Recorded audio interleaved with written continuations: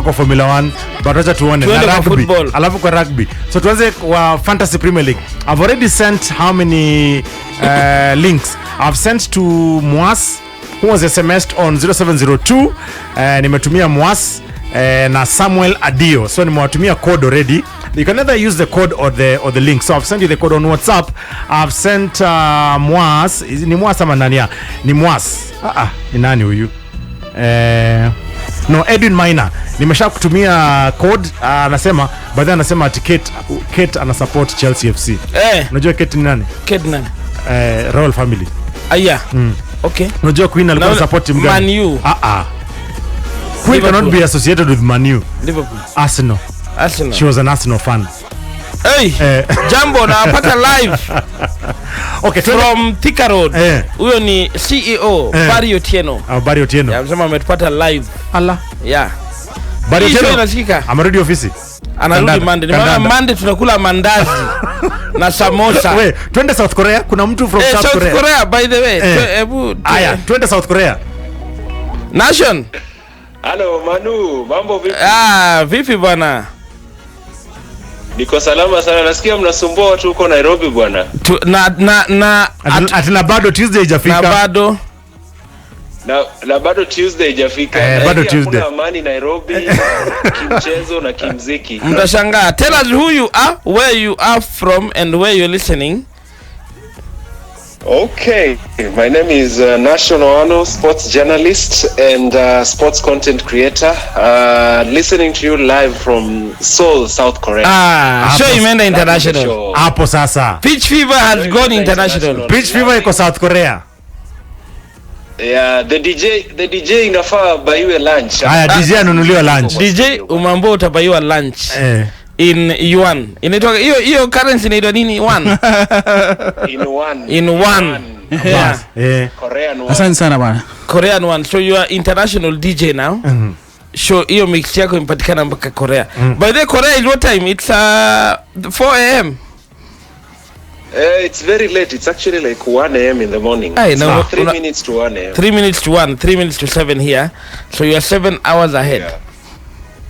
Yes, like 6 hours. You're like 6 hours. Tell us. We are about to end the show. Tell us your feedback about the EPL because that is where you told us ni stronghold. Up on your bedroom. Yeah. Tell us about two things. Tell us your comment about Thomas Tuchel being fired by Chelsea and what is wrong with Liverpool. We'll give you a minute. Okay. First of all, I'm impressed with the way the league is going so far, mainly because Arsenal is at the top of the table. I had to mention that because I'm an Arsenal fan. Hater! Let us enjoy, let us prosper in peace. Man U beat us, but walibahatika bana. Like, it's just and then you see they were celebrating and then that fluke was brought to an end. But still ongelea mambo ya Europa League, but I'm impressed by how my team is performing.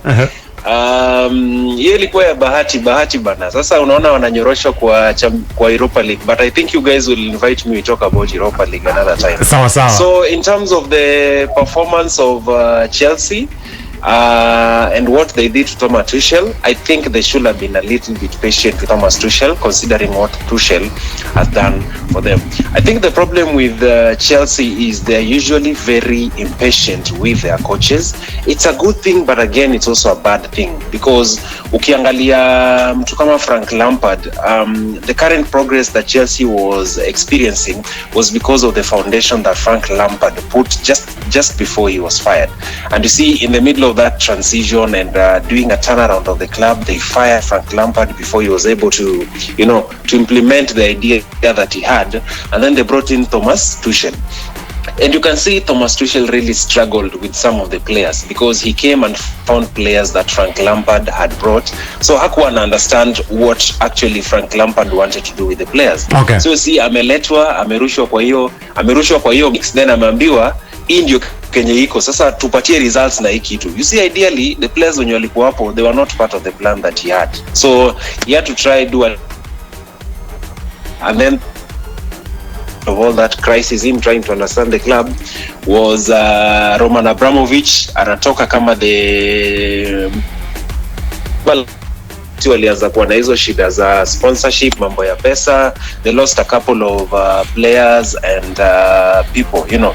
But I feel the team should have been a little bit patient with Thomas Tuchel, because I feel like Thomas Tuchel was going to do something for the team. Okay, what about have been a little bit patient. What about Liverpool? Very fast. Liverpool, I think now what is coming out strongly is the impact that Sadio Mane had on the club. I think for some reason people underestimated the impact that Sadio Mane was having on Liverpool. You know, kulikuwa na ile a bit of stability that he was bringing to the squad. But then there's a theory yenye nimeona watu wakisema, like what is his name? Klopp was at Dortmund for 4 years and then vitu zikaanza ku crumble the fourth year. So people are saying it's the season of Liverpool kuenda chini, but I feel all hope is not lost, because I still think they have good players, you know. Like look at the players that they've bought that were able to make a quick turnaround for the club, unajua. Like they let key players leave, the likes of Divock Origi, but still they have good players. So I think it's something to do with team morale and a bit of disconnect somewhere. But I think they still have a chance to get back to their winning ways. Sawa na Ashen. Thank you very much from Seoul, Korea. And I'm sure next week we'll talk to you also. Definitely man, ni invite bwana tu before midnight, lakini lazima ikwenda maniwa hapo. So thank you very much from Seoul, Korea. That is Nashud, national fan. But we need to wind it up right now, and of course next week we have the Champions League, and the rugby game has just begun between Kenya and England. The game has just begun, but we hope that Kenya will do best to beat England to get to the finals. So we'll leave it play. Imeshaanza. Well, you have to go all the way back to the final between the game between Uruguay and USA.